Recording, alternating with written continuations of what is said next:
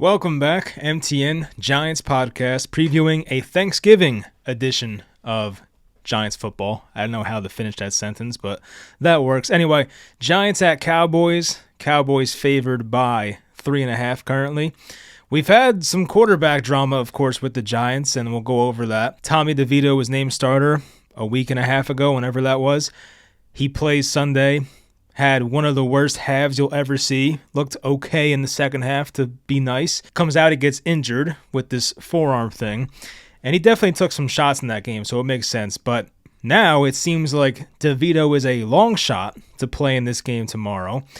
And we might get the first start of Drew Lock. So the Giants have a real chance here to have 3 different starting quarterbacks in 3 straight games. So you don't see it very often, but the Giants, they may do it. So prepare for Drew Lock tomorrow. DeVito did not fly with the team to Dallas, so to think he'll play tomorrow seems like a long shot. So I'm just going to assume it's Drew Lock, and they have Tim Boyle as a backup if needed. Although he has not been a Giant for very long, so I don't know what the hell Tim Boyle can do, but he'll be there to hand the ball off if needed. There's also no Jermaine Illuminor, but we'll get to injuries later just to go over everything.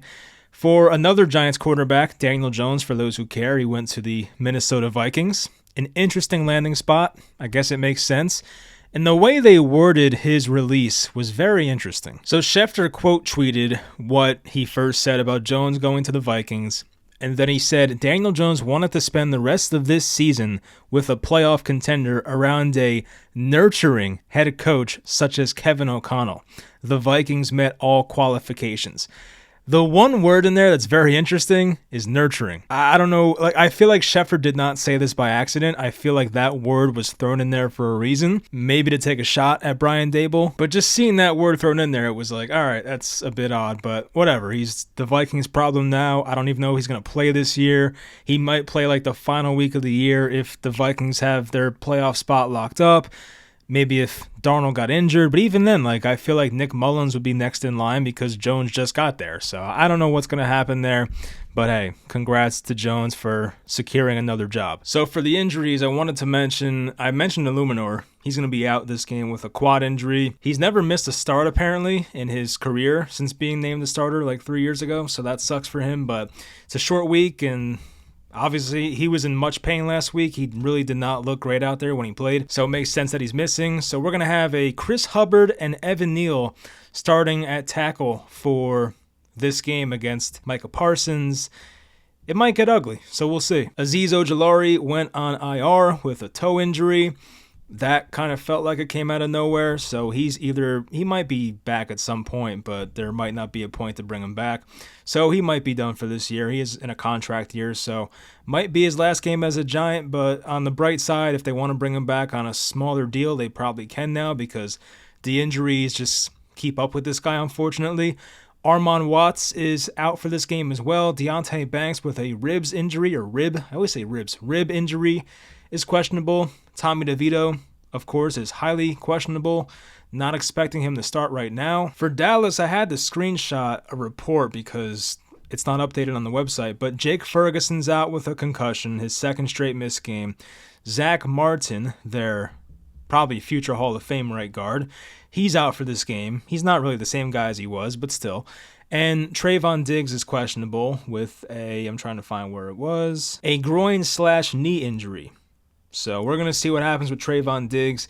If he's out, obviously, that's great news for Malik Neighbors, who I expect to be fed pretty early and often in this game based on what happened, of course, in the locker room after the game on Sunday. For Dallas this season, they got a big win last week.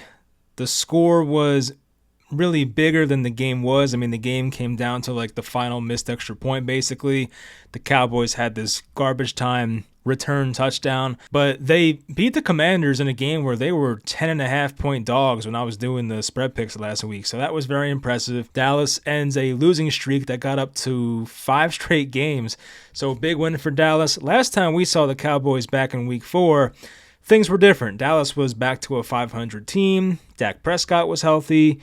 And now you look at Dallas and they're 4-7. Dak's out for the year, and things are not looking great for that team. But their defense, at least, they looked good last week. I know Washington's offense has not looked right since the rib injury for Jaden Daniels. But still, nonetheless, it's a very impressive defensive performance by them. The Cowboys offense, it's nothing great, but Cooper Rush is average. Cooper Rush, of course, has beaten the Giants before. Dallas on the year offensively, it's kind of pointless to go over season stats because most of this is with Prescott, but we'll do it anyway. So they're 22nd in points, 28th in yards offensively. They're 30th in turnovers. They will turn over the ball a lot, but this is a Giants team that has one interception on the year, and that came back in week 1 with Darius Muasau. So the Giants don't really get turnovers. They did get a couple fumbles last week. One of those was just a bad handoff from Baker to Bucky Irving. But in terms of getting interceptions, the Giants defense does not get that. They're first in pass attempts. That's interesting. 8th in passing yards. Rushing-wise, they're horrible. 30th in attempts. 31st in rushing yards. The last in the NFL in rushing touchdowns.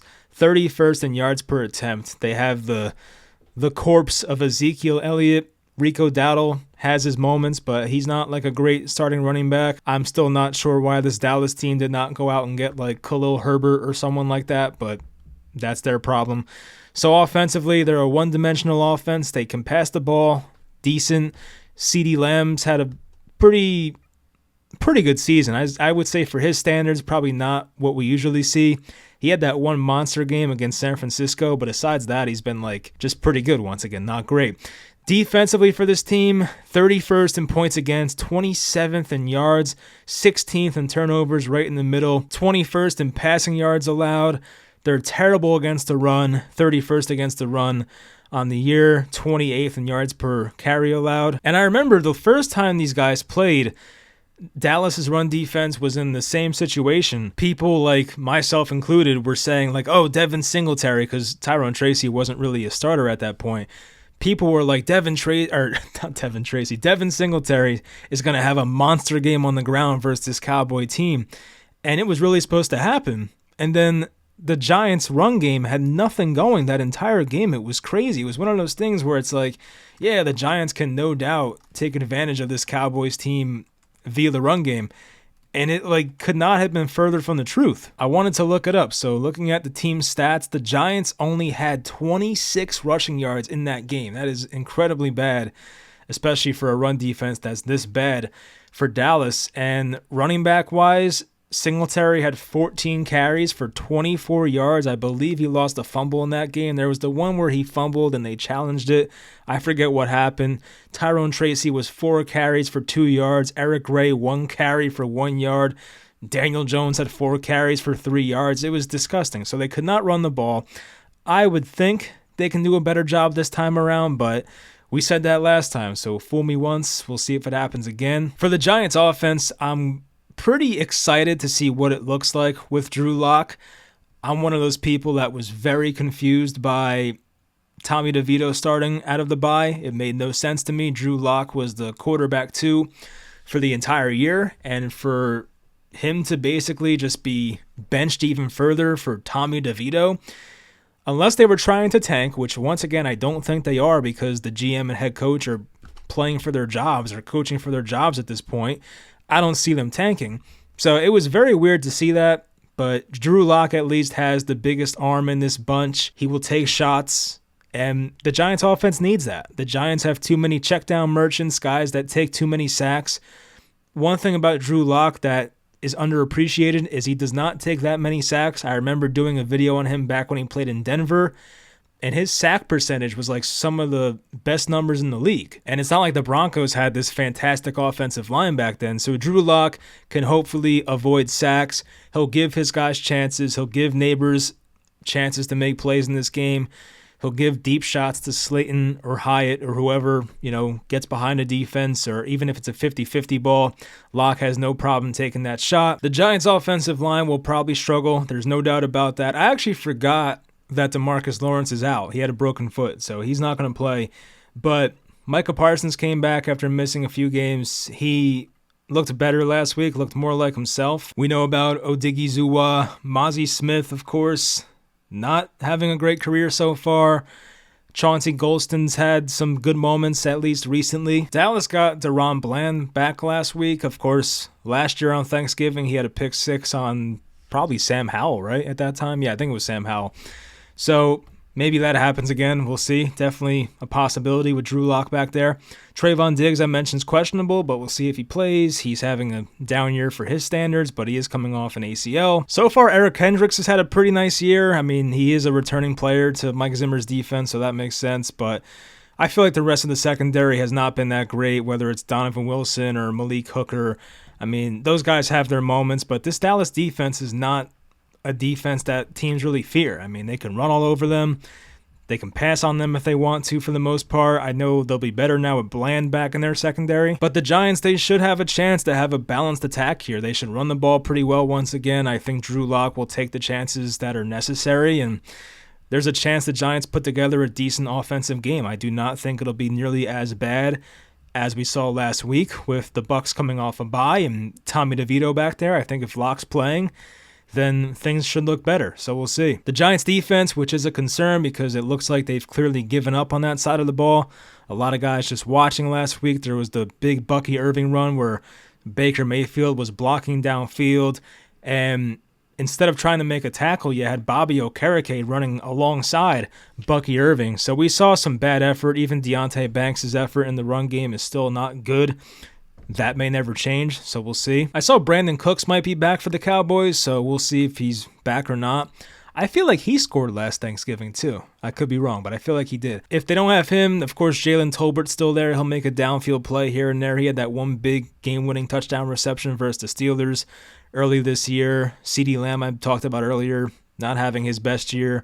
Definitely a step back from last year, but that was tough to replicate. And, of course, no Dak Prescott. The offensive line, I mean, it's not the same Cowboys offensive line as they used to have, but still decent pieces. Terrence Steele is still at right tackle.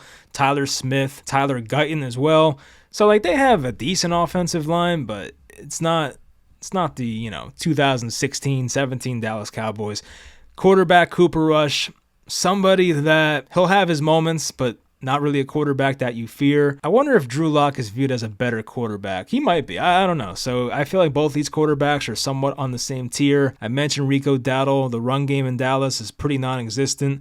There is no Jake Ferguson. They'll have Luke Schoonmaker, who did score a touchdown last week against the Commanders. The Giants' pass rush has to be better. They were non-existent last week versus Tampa. Baker had no sacks against him. There was really no pressure either. I mean, Baker did a good job of getting out of some jams here and there, but still, the defensive line of Brian Burns, Kayvon Thibodeau, Dexter Lawrence, it was pretty non-existent. I think Burns played the best out of those guys last week.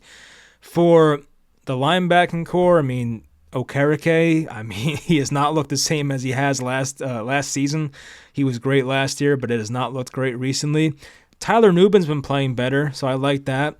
Drew Phillips has been great this year, but for Cordell Flott, Deonte Banks, I have my worries. I feel like CeeDee Lamb, who had that big touchdown catch on that Thursday night game earlier this year, he might make some big plays in this one. I would not be too surprised. But this Dallas offense, they don't really have much. It's like they don't have the same guys they used to. The Cowboys of old always used to have 2 or 3 guys that were elite at their positions. Even going back to Dez Bryant. They would have Dez Bryant, Miles Austin, Jason Witten, usually a pretty good running back. And then later it would be, Zeke, Dez Bryant, Terrence Williams was decent for a bit. They always just seem to have 2 or 3 guys. Jason Witten was still there. And now it's they have CeeDee Lamb and nothing else, not even a good running back. So no disrespect to Rico Dowdle, but he's an average starting running back. I don't know what to think about this game. I feel like with Lock, they have a real chance to win this game. If it's DeVito, I give the Giants almost no chance to win this game. But with Lock in there now, I actually could see the Giants winning this game. It really would not be too surprising. So I might sound like a fool, and I don't want this to happen, but I think I'm going to pick the Giants to win. If it's Drew Lock, I do want to preface that. If DeVito makes a separate trip to Dallas and starts tomorrow, I'm picking Dallas and Dallas on the spread.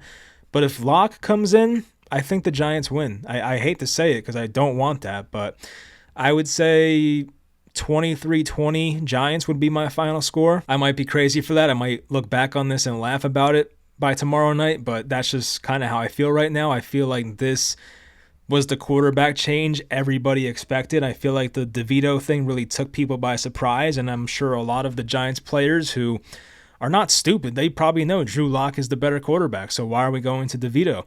And this team had no life last week. If it's Lock, they might have some life. So we'll see. This team obviously was pretty uninterested in trying last week, and that may change if they get the quarterback upgrade.